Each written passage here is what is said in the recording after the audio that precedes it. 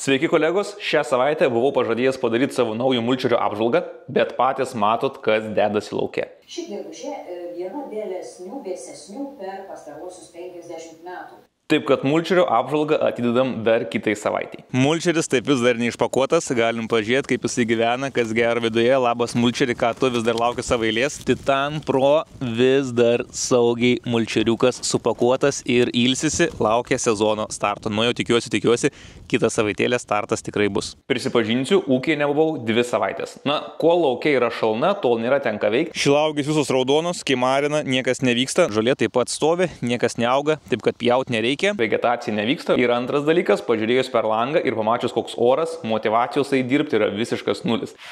Jūs sakysit, nu visai neblogai tas oras atrodo, bet nežinau, kad čia jums taip tik atrodo. Va ten matot, va pasižiūrėkit, va ten už tų medžių, ten tikrai, žinau, kad va ten tikrai yra mėlyna. Aš matau, atmėlynuoja, tikrai atmėlynuoja, bus lietaus, nu net neapsimoku man eiti tą ūkį. Tikrai lis, tikrai bus lietaus ir plius, man atrodo, laukia, žinau, kad šalta. Nu nebuvo išėjęs pažiūrėti, bet nu matosi, kad laukia tikrai yra šalta. Nu tikrai matosi, kad laukia šalta. Ne. Tokiu oru dirbti ūkyje, tai nu be šansų tokiu oru dirbti, nu čia ne. Jokių vilčių nematau aš dirbti ūkyje tokiu oru. Katiliuzai, jeigu tu pasakysi, kad man eiti į ūkį dirbti, aš tikrai eisiu. Jeigu Katiliuzai tu galvoji, kad nereikia eiti, tai tu sėdėk.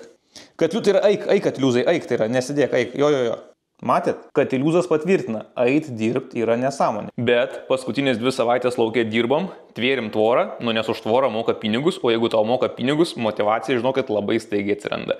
Tai savūkiai dirbti motivacijos nulis, nes oras prastas, na, o kitiems žmonėms dirbti, motivacija iškart šaukia į viršų, su Tautvydu tvėrim tvorą, trumpas montažas iš to, kaip mums sekėsi tverti tvorą. Važiuojam ir pažiūrėsim.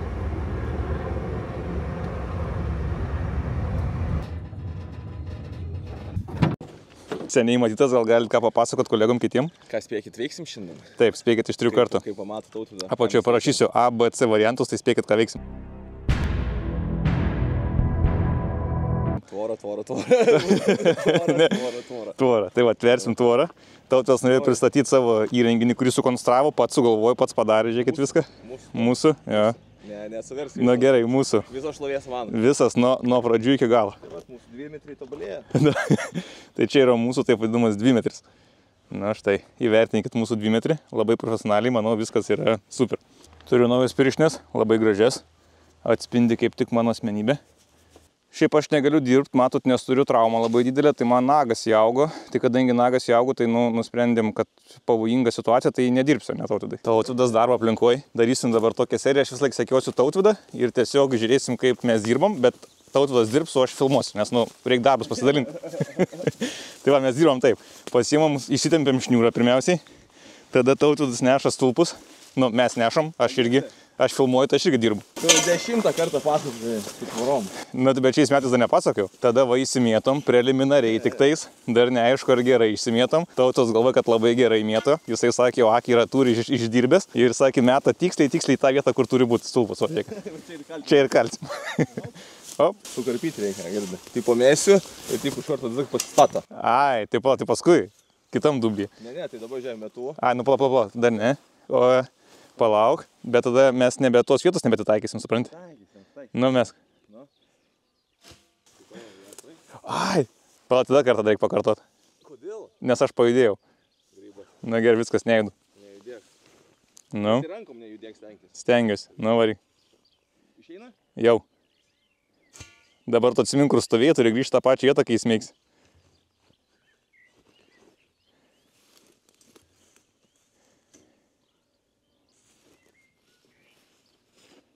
Ir dabar vėl mesk. Na va.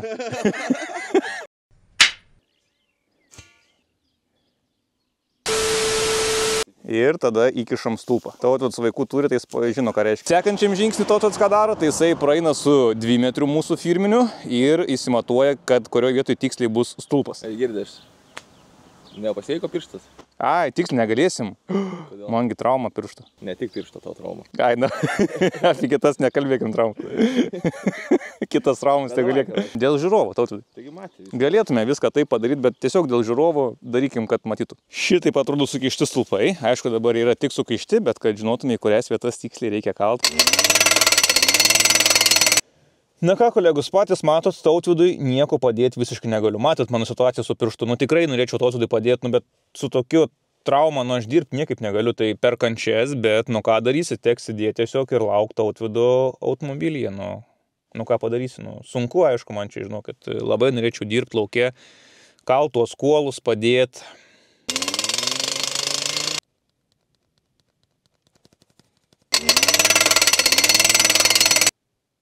Nu, žiūriu, Tautvydas stulpus visus sukalęs, viskas atrodo neblogai, sukalta, nu, gražiai, Tautvydas sukalė lygiai, darbai vyksta. Tinka? Tinka. Gerai bus, tikrai. Tikrai neblogai bus, labai gerai. O, galit pažiūrėti. Tautvydas statys kampus.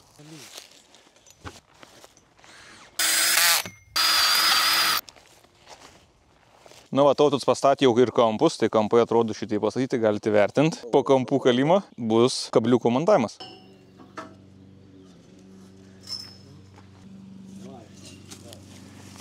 Na, matom, Tautvydui viskas puikiai sekasi, tai mes varom ilsėtis toliau. Aš, nu, patys, matot, tikrai norėčiau padėti Tautvydui, nu, bet, nu, patys, matot, negaliu, man nagas jau. Gerai, juokauju, aišku, dirbu truputį ir aš, bet tik truputį.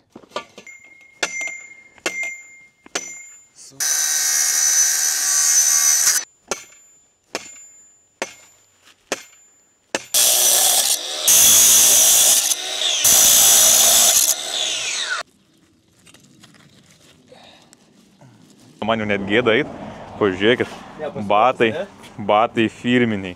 Nepasiruošęs? Kombinzonas priderintas. Šitas daikčiukas ant pilų, nežinau kaip jisai vadinasi. Šiaip kažkada buvo geriau apsirengę. Buvo geriau, ne? Nu jo, dabar. Nublem. Nu jo. Nu prastėjai. Aš einu prastin, Tautvydas eina gerin. Kažkas, nu, pusiausvyra turi būt, kad išliktume tam pačiam levelį. Atvarė kolegai pagalbą. Tomai, ženklas. Koks ženklas? Gandras. O ką gandras reiškia? Neša. Laimė ar nelaimė? Ai, vaikus neša. Kaip važiuosi, einu joje, kur tu eini.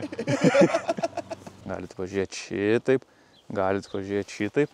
Įtempimas, manau, tikrai geras. O įtempiam, tai kaip būgnas yra visos pompomis įtempęs. Kai vėjas pūs, kaimynai net galvos, kas čia per būgną muša kas nors aplinkui. Sujungti, aišku, galima dviem būdais. Yra tokios specialius jungtis, bet, nu, juostelių labai daug, jungtis labai brangios, tai akivaizdu, kad, nu, neapsimoka, žmonės neinvestuoja į tuos sujungimus gripų. Tai sujungiam kaip? Paprastai su rankutėm. Beje, po kokių jau 5-6 rulonų, tai pirštinės reikia keisti dažniausiai, nes nuo vėlų sukimo net nusitrina visiškai pirštinės tos. Nu, pirštai būna gerai užkačelinti po tų darbų. Šiandien buvo likęs paskutinis darbas, įdėti vartelius, tai viskas vartelius įdėjom. Bumt, bumt, bumt, bumt. Viskas, kolegos, šitas objektas yra baigtas, tinklas visur įtemptas, jis įtempia, manau, tikrai neblogai, toksai kaip būgnas įsitempęs visas, nu su traktoriu tempiam, tai aišku, įtempimas gaunasi geras, viskas, tinklas užtemptas, teritorija aptverta ir darbeliai čia pas mus jau yra baigti. Tai ką, galim judėti toliau. Pakalbėkime truputėlį apie projektą. Šiaip apie projektą norėjau daryti ir vis dar noriu daryti visiškai atskirą seriją, bet žmonės man rašo: Tomai, kaip tavo projektas, Tomai, kaip pavyko priduoti projektą, ir visiems atrašinėjau, tai tam, tai tiesiog, kad nereikėtų visiems žmonėms atrašinėti. Labai trumpai papasakosiu, kokia yra situacija su projektu. Tai kokia situacija su projektu? Nežinau. Žinokit, vis dar nežinau, kokia situacija yra su to projektu. Su projektu yra kažkokie amerikietiški kalneliai. Ta prasme, grinai, žinokit, tikri amerikietiški kalneliai. Aukštyn, žemyn, jau 2 mėnesius normaliai įsimiegoti negaliu per tą projektą. Galutinio verdiktų taip ir nežinau. Tai kai žinosiu, visus informuosiu, bet nu, kadangi buvo daug žmonių, kurie klausė, kaip tas projektas, tai atsakau, pakol kas dar nežinau. Grybų update'as, jeigu žiūrėt praeitą seriją, tai matėt, kad pradėjau auginti tokius grybus, gavau dovanų, rožinė kreivabūdė. Na, o štai taip, grybai atrodo šiandien galite pasigrožėti, kai viskas kaip pagal taisyklės, jau pasakyta, kad kai pradeda riestis į viršų, juos reikia nurinkinėti, tai manau, kad jau tikrai riečiasi viršų, galim sakyti, ar ne? Grybai riečiasi viršų, riečiasi. Panašu, nesakysiu į ką, bet atrodo skaniai. Nu, dabar einam susirasim kokį gerą recepčiuką ir išmėginsim, kas čia per grybukai. Kolegos, žinot, kaip supras, kad sporto salė yra daug naujokų. Va taip. Bum, bum, bum, bum, bum, bum. Tai jūs pažiūrėkit į žiedų levelį.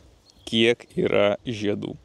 Vėl situacija ta pati kaip praeitais metais, žiedų kosmosas. Ir vėl taip pat yra netgi tokių šilauogių, kur žiedų yra tiesiog 10 kartų daugiau negu lapų. Tai pažiūrėkit, vien žiedai, visur vien tik tai žiedai. Labas, katiliūzai. Kaip tau šekasi, kaip plaukia šalta? Šalta. Žolė irgi vis dar kažkokia keista atrodo. Būdavo žalesnė. Tiek šiam kartui, kolegos, ačiū, kad žiūrėjot. Nu, jau tikiuosi, kitą savaitę tikrai bus to mulčerio apžvalga, nes jau 2 kartus žadėjau ir 2 kartus nebūnu, bet nu patys matyt, pavasaris netgi per žinias sakė, per 50 metų toks šaltas. Tai, nu, pakol kas nėra laukuose ką veikti. Susitiksim po savaitės. Iki visiems.